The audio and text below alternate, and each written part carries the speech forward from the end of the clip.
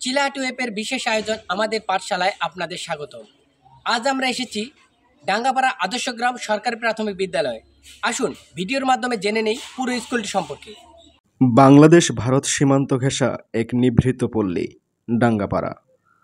প্রাকৃতিক সৌন্দর্যে ঘেরা এই এলাকায় শিক্ষার আলো ছড়াতে 2011 সালে প্রতিষ্ঠিত হয় একটি শিক্ষা প্রতিষ্ঠান ডাঙ্গাপাড়া আদর্শ গ্রাম সরকারি প্রাথমিক বিদ্যালয়।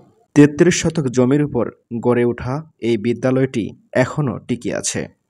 নানা সীমাবদ্ধতা সত্ত্বেও স্কুলটিতে বর্তমানে 65 জন শিক্ষার্থী প্রতিদিন শ্রেণীকক্ষে এসে নতুন কিছু শেখার স্বপ্ন নিয়ে বসে।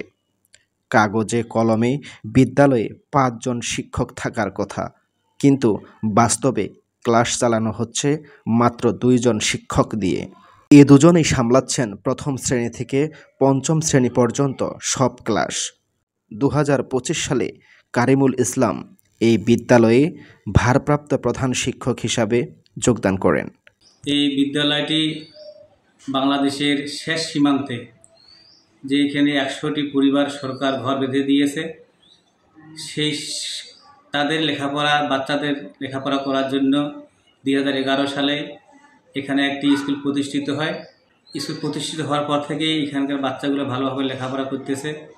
সবচেয়ে বড় বিষয় হচ্ছে যে এখানে আমরা 2 জন শিক্ষক, ক্লাস হলো 6টা। প্রথমে শিশু 1 এবং 2, 3 শ্রেণীতেই আমাদের 2 জন শিক্ষকের ক্লাস নিতে হয়। আবার দ্বিতীয় শিফটে 3, 4, 5 সেখানেও আমাদেরকে 2 জন শিক্ষককেই পাঠ নিতে হয়। আমাদের 2 জন শিক্ষকের পক্ষে এই পাঠদান খুব ব্যাহত হচ্ছে। বাচ্চাদের সঠিকভাবে আমরা সময় দিতে পারতেছি না।